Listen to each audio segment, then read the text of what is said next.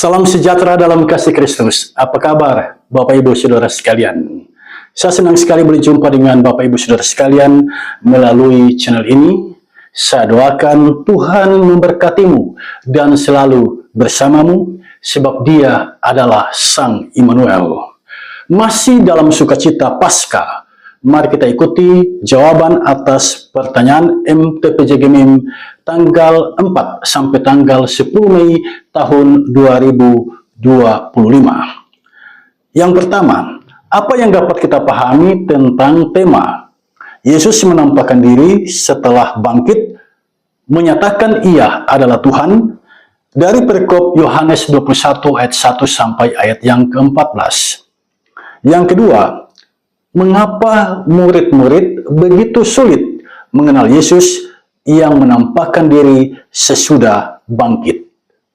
Yang ketiga, bagaimana respons kita bila ada orang yang belum percaya atau beda pemahaman dengan kita bertanya tentang kebangkitan dan penampakan Yesus Kristus? Saudara sekalian, itulah 3 pertanyaan yang diajukan di sini. Mari kita mulai dari pertanyaan nomor 1. Apa yang dapat kita pahami tentang tema Yesus menampakkan diri setelah bangkit, menyatakan Ia adalah Tuhan dari perikop Yohanes pasal 21 ayat 1 sampai ayat yang ke-14. Bapak Ibu Saudara sekalian, mari ikuti jawaban yang boleh saya share untuk pertanyaan nomor 1. Kitab Injil Yohanes merupakan kitab Injil yang ditulis oleh salah seorang murid Yesus yang bernama Yohanes. Yohanes ini adalah anak dari Zebedeus. Dia memiliki saudara yang bernama Yakobus. Yohanes menulis kitab Injil ini pada akhir abad pertama Masehi. Yohanes menyebut tujuan penulisan kitab Injil ini membuat orang yang membaca kitab Injil ini percaya bahwa Yesus adalah Mesias, anak Allah yang hidup. Hal ini bisa kita lihat dalam kitab Injil Yohanes pasal 20 ayat 30 sampai ayat yang ke-31. Nah, pertanyaan nomor 1 ini merupakan ajakan bagi kita. Kita semua diajak melalui pertanyaan nomor 1 ini, diajak untuk memahami tema kita. Yesus menampakkan diri setelah bangkit, menyatakan Ia adalah Tuhan. Nah, dari tema ini kita memahami 2 hal yang sangat penting. Saya harap kita mengingat 2 hal ini. Yang pertama, Yesus yang bangkit dari kematian dan menampakkan dirinya. Itu yang pertama-tama harus kita pahami. Kebangkitan Yesus merupakan peristiwa akbar dalam sejarah hidup manusia. Tidak ada kisah di dunia yang menceritakan adanya orang yang mati, kemudian pada hari yang ketiga ia bangkit. Kisah itu hanya ada di dalam Yesus Kristus. Kebangkitannya dari kubur, ya, ini sesungguhnya menegaskan kepada dunia bahwa kuasa maut dapat dikalahkannya. Kuasa kematian takluk di bawah kakinya. Manusia yang menghuni planet bumi ini takut dengan maut, takut dengan kematian. Saat sakit, manusia berupaya sembuh agar terhindar dari kematian. Maut terlalu perkasa bagi manusia untuk ditaklukkan. Kebangkitan Yesus memperjelas dan menegaskan kepada kita keperkasaan maut tumbang di tangannya. Yesus telah mengalahkannya.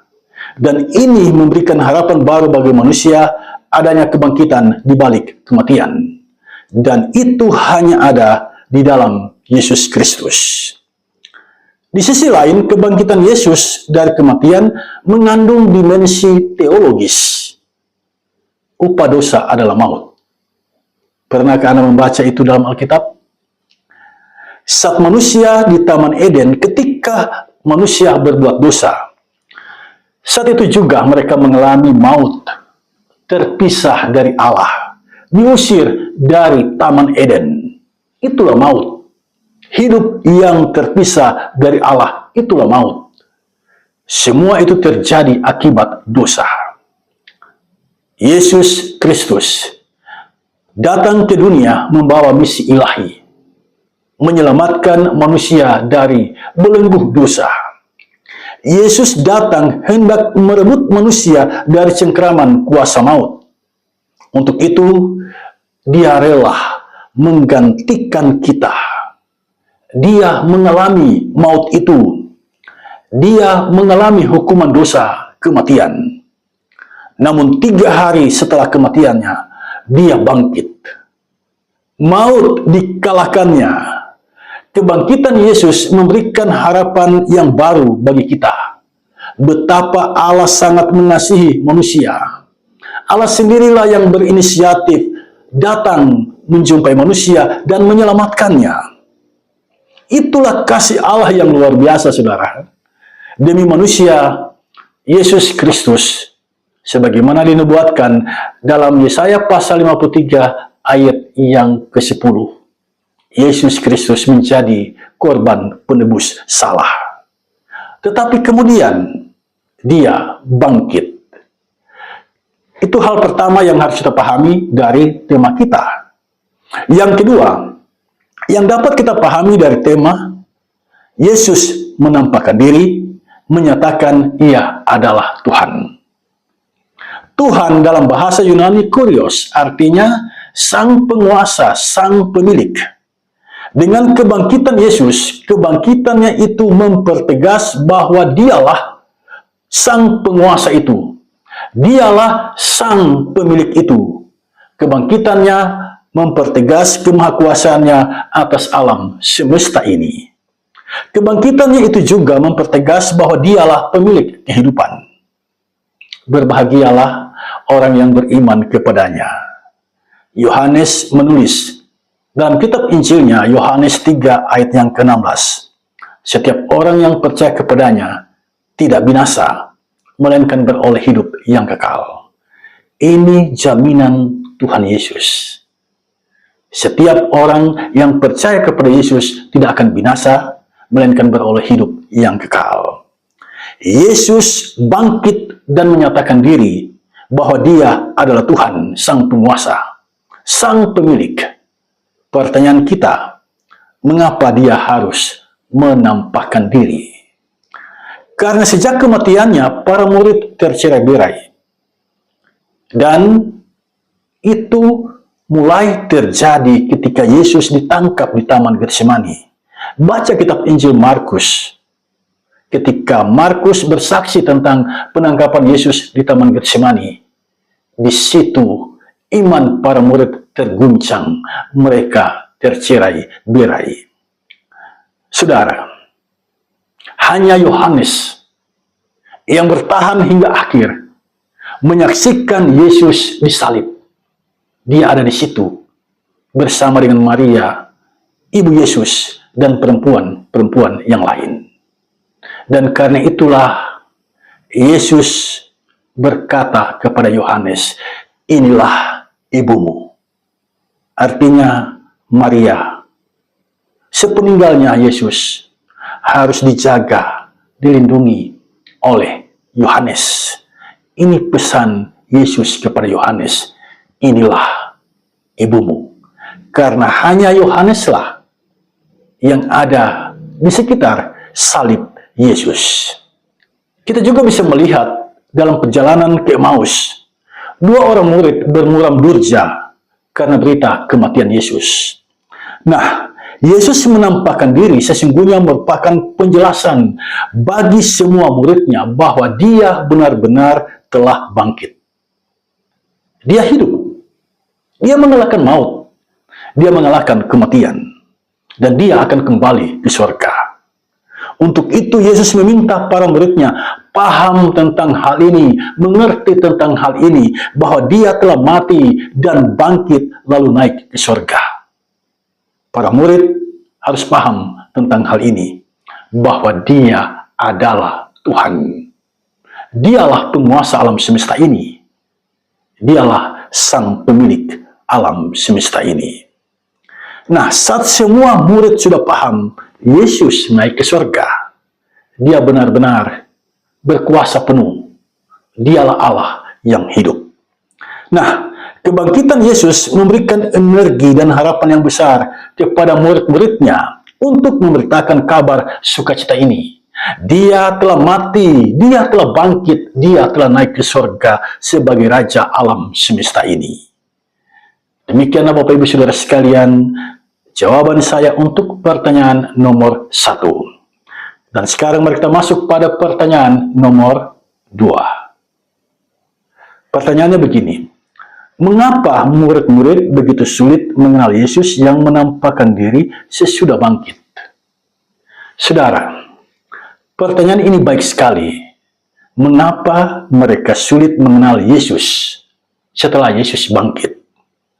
Ketika Yesus berada di Danau Tiberias, dia berseru, "Hai anak-anak, adakah padamu lauk pauk?" Tidak ada seorang pun yang mengenal suara Yesus. Suara Yesus tidak dikenal oleh murid-muridnya. Mengapa? Ada dua hal yang harus kita pertimbangkan. Yang pertama, para murid terlalu sibuk dengan urusannya, menjala ikan. Semalaman mereka menjala ikan dan tidak mendapatkan apa-apa, kecewa, stres karena hal itu. Itulah sebabnya ketika ada orang yang berseru, "Hai anak-anak, adakah padamu lauk pauk?" Mereka tidak begitu menaruh perhatian. Ya, mereka tidak mencari tahu siapa itu, suara siapa itu, karena kondisi psikis mereka memang sedang kecewa. Nah, kala itu mereka tenggelam dalam pikirannya, mengapa mereka tidak mendapat ikan? Karena itu ketika Yesus berseru, suara Yesus tidak mereka kenal. Yang kedua, Yesus sengaja membuat mereka tidak kenal suaranya agar ada interaksi di antara mereka. Di Danau Tiberias, Yesus tidak dikenal dari suaranya, tetapi Yesus dikenal dari mujizatnya. Dari kekosongan mendapatkan kelimpahan. Para murid yang tidak mendapatkan ikan oleh Yesus ketika mereka mentaati perintahnya, mereka mendapatkan ikan yang berlimpah, 153 ekor ikan yang besar-besar mereka dapatkan di Danau Tiberias itu. Padahal sebelumnya semalaman mereka mencari ikan, mereka tidak mendapatkan apa-apa. Jadi Bapak Ibu Saudara sekalian, di sini kita melihat Yesus dikenal dari mujizatnya. Sebelumnya, saat dia menampakkan diri kepada para murid di ruangan yang terkunci dan mengucapkan kalimat, "Salam sejahtera bagi kamu," Yesus dikenal. Mereka mengenal itu Yesus. Tapi di Danau Tiberias, Yesus tidak dikenal. Setelah mereka mendapatkan mujizat, ya, mendapatkan ikan yang banyak, sukses panen, mereka baru mengenal Yesus. Jadi simpulannya, Yesus tidak dikenal jika kita terlalu sibuk dengan pikiran kita, terlalu sibuk dengan urusan kita. Yesus dikenal jika dia menyatakan dirinya untuk dikenal. Manusia terbatas adanya, tidak mungkin dapat mengenal penciptanya. Pencipta yang menyatakan diri, membuka rahasia dirinya, baru sang pencipta dikenal. Yesus adalah Allah yang telah menjadi manusia. Dalam kealahannya, Yesus tidak mungkin dikenal. Tetapi ketika dia menyatakan diri sebagai manusia, Yesus dikenal oleh murid-muridnya. Itulah saudara sekalian jawaban untuk pertanyaan nomor 2. Dan sekarang mari kita masuk pada pertanyaan yang terakhir, pertanyaan nomor 3. Bagaimana respons kita bila ada orang yang belum percaya atau beda pemahaman dengan kita bertanya tentang kebangkitan dan penampakan Yesus Kristus? Saudara, kalau ada yang bertanya kepadamu, bagaimana berita kebangkitan itu? Bagaimana penampakan Yesus itu? Coba ceritakan kepada saya. Apa respon saudara? Saya mencatat beberapa hal di sini, saudara sekalian, sebab ini pertanyaan yang bagus sekali. Bagaimana kita mempertanggungjawabkan berita kebangkitan dan penampakan Yesus Kristus. Atas pertanyaan tadi, respon kita yang pertama-tama adalah bersukacita menyambut pertanyaan itu. Jika ada yang menanyakan tentang kebangkitan Yesus, tentang penampakan Yesus, kita harus bersukacita karena kita mendapatkan kesempatan untuk menjelaskan dan mempertanggungjawabkan iman kita. Ketika ada yang bertanya seperti itu, ini kesempatan bagi kita untuk bersaksi. Yang kedua, kita sampaikan apa yang menjadi keyakinan kita tentang kebangkitan Yesus, tentang penampakan dirinya. Tentu saja dalam penyampaian itu kita gunakan logika kita dan juga ekspresi yang penuh kepercayaan bahwa Yesus Kristus adalah Tuhan. Agar secara psikis ini punya pengaruh bagi orang yang mendengarnya, bagi mereka yang bertanya. Sampaikan dengan keyakinan. Sebab kalau Anda ragu-ragu, bagaimana Anda bisa meyakinkan mereka? Jadi ketika bercerita tentang kebangkitan dan penampakan Yesus Kristus, sampaikan itu dengan penuh keyakinan, agar punya pengaruh psikis bagi orang yang mendengarnya. Mereka bersuka cita, dan bukan tidak mungkin mereka akan mengikut Yesus sebagai Tuhan dan Juru Selamatnya. Yang ketiga, memberikan informasi konten apa atau buku apa yang dapat mereka baca agar mereka paham berita kebangkitan itu. Jadi bantu mereka untuk mengenal berita kebangkitan dan penampakan Yesus melalui media-media ataupun buku-buku yang dapat mereka baca untuk memahami tentang hal itu. Yang keempat, selalu membawa orang tersebut dalam doa.